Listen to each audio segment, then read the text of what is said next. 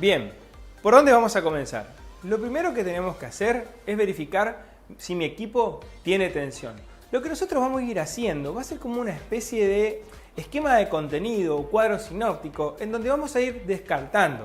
Hoy ustedes lo van a ver aquí y van a verlo escrito, pero después a ustedes esto le va a ir como fluyendo. ¿Por qué? Porque es como que van a tener, yo lo que quiero es mostrarle quizás a ustedes, es como un principio de cómo comenzar a hacer un buen diagnóstico. Entonces, lo que primero vamos a hacer es ver o verificar si el equipo tiene tensión. Y ahí nos vamos a hacer dos preguntas. ¿Tiene tensión? ¿No tiene tensión? Y así cada uno de los pasos que vamos a ir haciendo para ir verificando cada uno de los pasos que vamos siguiendo y a su vez viendo si responden o no con lo que nosotros necesitamos. Entonces, vemos, tenemos tensión. No tenemos tensión. Si tenemos tensión en el equipo, cuando yo me refiero a tensión, me estoy refiriendo directamente al enchufe de la pared donde está conectado el equipo a la red eléctrica.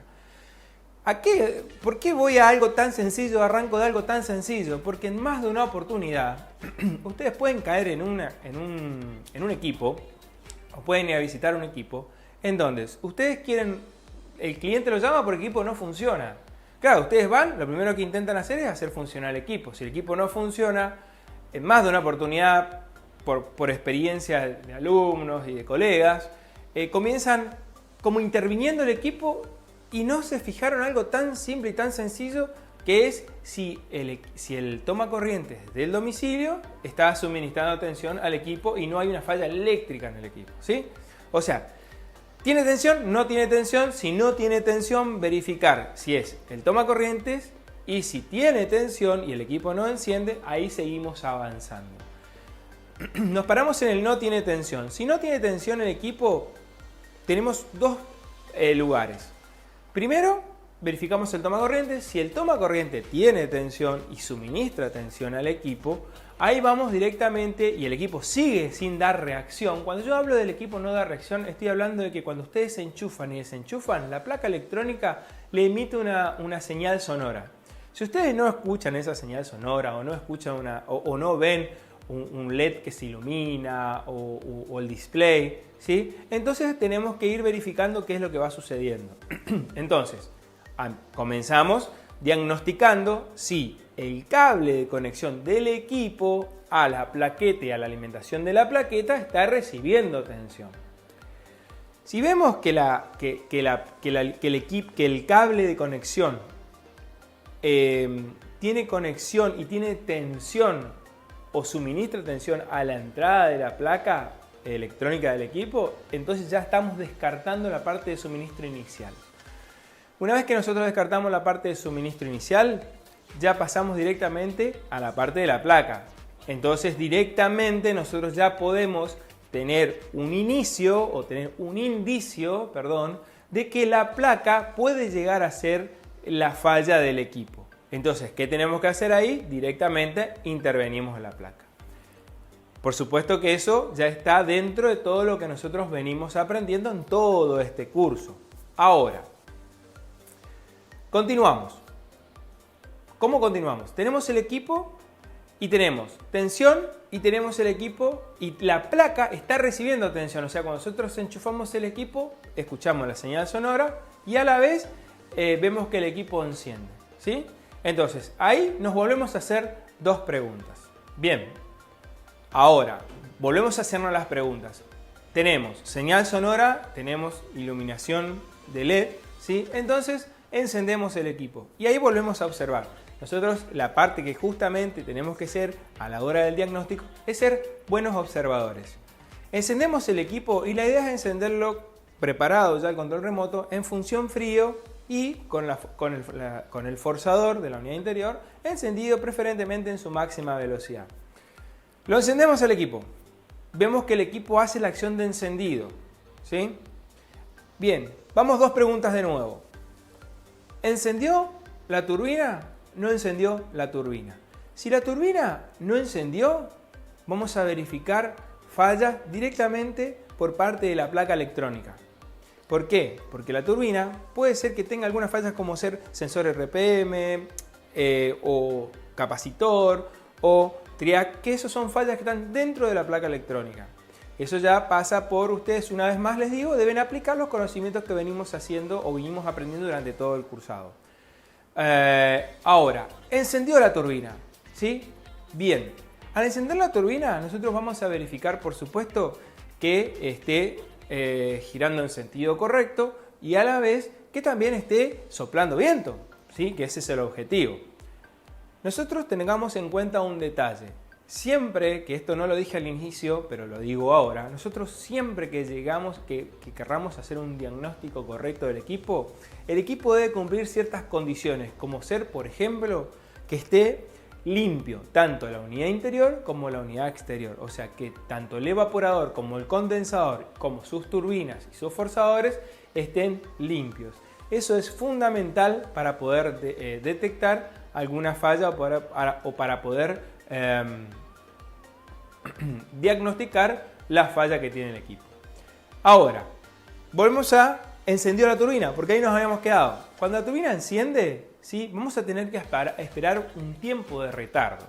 Ese tiempo de retardo no supera los 6 minutos. O sea, es largo, es un tiempo largo, pero si pasado los 5 o 6 minutos nosotros no vemos que la unidad exterior funcionó, el problema todavía se encuentra en la unidad interior o el diagnóstico todavía estamos en la unidad interior. Entonces, aquí es donde yo tengo que tomar dos mediciones. Por supuesto que siempre yo voy a tener que tener mi multímetro a mano, mi capacímetro a mano, que son mis herramientas eléctricas o mis instrumentos eléctricos o mis ojos eléctricos para saber qué está pasando en esa parte del equipo. Entonces, nosotros abrimos la tapa frontal del equipo, verificamos la parte de bornera y chequeamos si la plaqueta está emitiendo señal o tensión a la unidad exterior. Entonces, otra vez nos volvemos a hacer dos preguntas. ¿Da señal o tensión a la unidad exterior en borneras o no da señal a la unidad exterior o tensión en borneras? Si sí da señal y mi unidad exterior no encendió, automáticamente yo descarto la unidad interior como falla y ya paso a proceder a realizar los chequeos en la unidad exterior. Ahora, si no da señal o tensión en la unidad interior hacia la unidad exterior, entonces yo las fallas, una vez más lo repito, puede ser que las tenga en la placa electrónica que no está emitiendo por alguna razón, que deben chequear ustedes en la placa, por qué no funciona, por qué no está dando señal, ¿sí? Ojo, yo aquí estoy diagnosticando, no estoy dando la solución de las fallas, ¿sí? Yo quiero dejar en claro esto porque es necesario no redundar en el tema, ¿sí? Entonces, yo de esa manera, de vuelta les digo, en un no da tensión, la posible falla está en la placa, sensores y demás componentes que pueda llegar a tener. Bien, entonces, emite tensión o señal a la unidad exterior. Hasta ahí estamos, ¿no es cierto? Automáticamente, una vez más se le digo, nosotros ya descartamos posibles fallas en la unidad interior. Entonces ahí nos vamos a trasladar a chequear y verificar la unidad exterior. ¿Por dónde arrancamos en la unidad exterior? Porque esa es la pregunta que vamos y observamos y bueno, otra vez, una vez más, tenemos que ser observadores. Primero verificar qué tipo de equipo nos encontramos. ¿El equipo es frío solo o frío calor? ¿Qué tipo de fluido refrigerante tiene? Eso es a la hora de la reparación. Por ahora no me interesa qué tipo de fluido refrigerante tiene. Por ahora lo único que me interesa es saber si el equipo es frío solo o frío calor. Entonces, yo vengo de la unidad interior, chequeo que está llegando tensión o está emitiendo tensión hasta la unidad exterior. Entonces yo me voy a la unidad exterior. ¿Y qué es lo que primero voy a hacer? Lo que primero voy a hacer en la unidad exterior es visualizar si algo encendió o no. ¿Encendió el forzador exterior? ¿No encendió el forzador exterior? Escucho auditivamente, ¿encendió el compresor? ¿No encendió el compresor? Vamos a ir desglosando un poco esas dos preguntas y por dónde arrancamos. Entonces, lo que primero tengo que hacer es chequear si a la bornera de la unidad exterior recibe tensión. Nosotros venimos de la unidad interior emitiendo tensión, o sea que técnicamente el cable conductor que une las dos unidades debería traerme tensión a la bornera de la unidad exterior. Entonces, una vez más, con mis instrumentos de medición, yo chequeo en la bornera, en la entrada de la unidad exterior, a ver si estoy recibiendo tensión. Yo recibo tensión y veo que no encienden mis componentes o mis periféricos de la unidad exterior, tengo que empezar a desarmar. Ahora, yo voy a verificar primero visualmente. ¿Encendió mi forzador? No encendió mi forzador. Si el equipo es frío solo, nosotros generalmente vamos a tener dos borneras, solamente línea y neutro. Y la línea va a alimentar al compresor y al forzador en forma simultánea. Entonces, si mi forzador encendió, si es frío solo, mi compresor también debería haber encendido. Escucho auditivamente, mi compresor encendió, tengo que hacer otras verificaciones. Mi compresor no encendió, tengo que ver otras verificaciones. Entonces, vamos a chequear si mi equipo es frío-calor. Voy a tener 4 borneras generalmente, donde la bornera 5 es la que le da señal en forma independiente a mi forzador y la bornera 2 es la que se le da.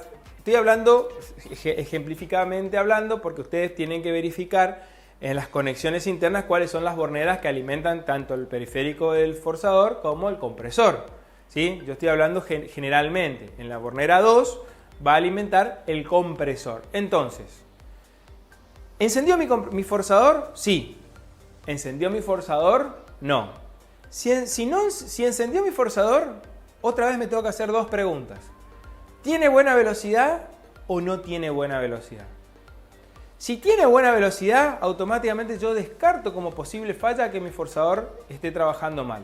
No tiene buena velocidad, tengo que chequear o el capacitor de mi forzador o las bobinas de ese forzador. Ahora, vamos al compresor. ¿Encendió el compresor? Sí. Si encendió el compresor, automáticamente yo puedo pasar a la parte de verificar la presión del fluido refrigerante. Si no encendió mi compresor, sigo con la parte eléctrica.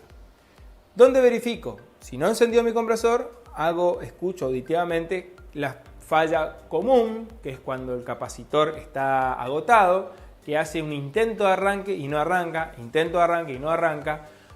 Y si yo no escucho ningún tipo de sonido, bueno, por supuesto tengo que apagar todo, desenchufar todo el equipo y verificar que, primero, si el capacitor se encuentra en buenas condiciones.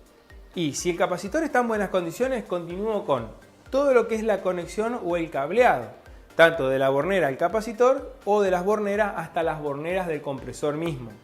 Porque hay veces que los cables se sulfatan y se cortan en la bornera del compresor. Ahora, si está todo conectado a los cables, si el capacitor está en condiciones y mi compresor sigue sin arrancar y está recibiendo tensión, tengo que verificar las bobinas del compresor, ¿sí? Para ver si el compresor ya se encuentra agotado o se ha literalmente deteriorado o ha entrado en falla el compresor mismo. Bien, ahora, si yo veo que mi forzador está funcionando correctamente, mi compresor está funcionando correctamente, ahí es donde yo tengo que ir a revisar las mediciones de presión de mi fluido refrigerante. Fíjense cómo yo fui descartando un montón de posibles fallas. ¿Por qué desgloso las fallas? Porque hay veces que en más de una oportunidad algún colega lo que primero hace es va y mide el fluido refrigerante. Y a veces la medición de fluido refrigerante hace que te dé un mal diagnóstico. Arrancó mi compresor. Fíjese que le voy a dar el ejemplo. Arranca mi compresor. En teoría, a 30 grados de temperatura ambiente, en R22, mi fluido refrigerante me tendría que dar una presión de trabajo de 60 psi. Vamos a hacer de cuenta que el equipo es R22, ¿sí? Yo mido mi fluido refrigerante. Y si yo estoy por debajo de los 60, 58, 54 psi, obviamente el equipo está en falta de fluido refrigerante. Tengan en cuenta, de vuelta les digo, la temperatura ambiente. Va a estar en falta de fluido refrigerante. Entonces, al estar en falta de fluido refrigerante, obviamente el rendimiento de ese equipo no va a funcionar, ¿sí? Ahora, vamos al otro paso. Mido mi fluido refrigerante y estoy en exceso de presión, o sea, un día de 30 grados de temperatura, en vez de tener 60 psi, tengo 90 psi de presión. ¿Sí? ¿Con qué me encuentro? Ahí me puedo encontrar con 2 posibles o 3 posibles fallas.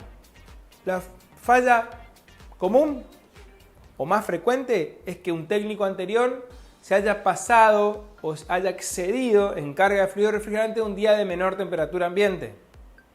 Ahora, falla número 2, ¿sí?, es que mi forzador de la unidad exterior, el forzador, fíjense que te estoy hablando, el forzador de la unidad exterior está trabajando más lento.